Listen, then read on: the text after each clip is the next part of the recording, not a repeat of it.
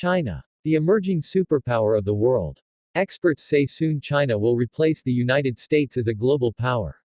From toys to smartphones, you will find the tag of Made in China everywhere. China has dramatically reduced the poverty of its citizen over the past 3 decades. According to the World Bank, more than 850 million Chinese people have been lifted out of extreme poverty. China's poverty rate fell from 88% in 1981 to 0.7% in 2015. As you know, there are always two sides to every story. Now listen to the other side of the story. With 1.4 billion people, China is the world's most populous country. It is a secular country. Of its 1.4 billion people, almost 75% are either atheists or believe in the Chinese folk religion. For the Chinese government, it is subtle if you want to follow a religion, but if you practice that religion publicly, that would be a problem. If one does so, he gets arrested and sent to a detention camp, where he is brainwashed to renounce his religion and put his belief in the ideology of the Chinese Communist Party. A Muslim community called Uighurs in the province of Xinjiang are facing Chinese government oppression for years. People have been arrested and threatened to renounce Islam, otherwise they will harm his family. More than 1 million Uyghurs have been interned since 2017. Mosques have been demolished.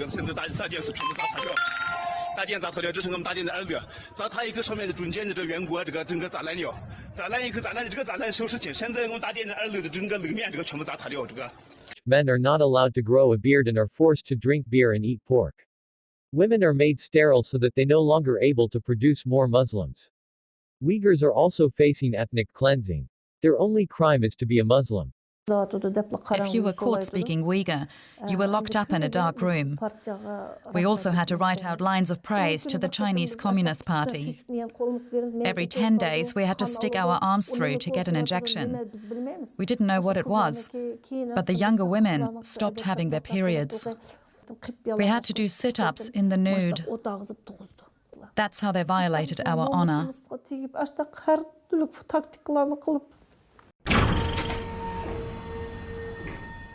Xinjiang is an autonomous region of Chinese. Xinjiang borders the countries of Mongolia, Russia, Kazakhstan, Kyrgyzstan, Tajikistan, Afghanistan, Pakistan, and India. Uyghurs are Turkic-speaking Sunni Muslims who live in Xinjiang. Prior to Islam, Uyghurs followed Buddhism. In the 10th century, Islam came to this region. The capital of this region, Kashgar, became one of the major learning centers of Islam. At that time, many famous Islamic scholars emerged from this region. Yusuf Ma-Deksan was one of them. After this, Uyghurs were able to make their own independent empire. Islamic Uyghurs Kingdom of East Turkestan maintained its property until the invasion of the Manchu Empire in 1876. In 1911, Chinese nationalists overthrew the Manchu Empire and the region came under their control. In the early part of the 20th century, Uyghurs briefly declared independence, but the region was brought under the complete control of Communist China in 1949. Xinjiang has currently designated an autonomous region within China, but in reality, the province has little autonomy from the Chinese state. Xinjiang is so important for China because it is rich in minerals and oils. Xinjiang accounts for 40% of China's coal reserves and 20% of oil and gas reserves. The importance of this region advances in 2013 when China launched the Belt and Road Initiative, a $1 trillion investment to boost economic and political influence around the world. Most of these projects pass through Xinjiang, making this region the most important corridor for the whole project. China desperately wants to control this region. The Uyghurs do not accept that Xinjiang is part of China, citing the evidence that Uyghur people lived in the area before the Chinese Han and Tang dynasties. Chinese Communist Party knew that it won't be possible for them to control Xinjiang if the region continues to be an Islamic majority. China started the ethnic cleansing of Uyghurs Muslims, thus promoted a massive state-sponsored migration of Han Chinese from the 1950s to the 1970s. Han Chinese make up 90% of the total population of China. By 2008, the Han Chinese population increased by 30% in the province of Xinjiang. Uyghur Muslims were limited only to low-salary agriculture jobs, while the Hans had seized all the high-salary jobs. These actions soared tensions between Hans and the Uyghurs. In 2009, Uyghurs protested against this discrimination. Bloody riots broke out pitting ethnic Uyghurs against dominant Hans Chinese. Hundreds of people were killed and thousands injured during the protests. After that, the Chinese Communist Party started to crack down on the Uyghurs. Uyghurs were perceived as separatists and extremists threat. In 2016, China used de-extremification policies to deal with Uyghurs Muslims. President Xi Jinping appointed Cheng Quango as party secretary of the province. This was a calculated move to suppress Uyghurs. Beards and scarves have been banned. Images of Xi Jinping have been placed in mosques and prayer mats. Many mosques have been demolished. Security cameras have been installed all over the Xinjiang.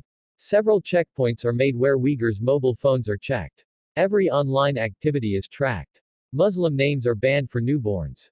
Between 2016 to 2017, China's defense budget in Xinjiang tripled. Muslims were forced to eat pork, and women were made sterile to decrease the Uyghurs' population in Xinjiang. All of this still happening to Uyghurs Muslims. This was not all. The worst part of the crackdown is internment camps.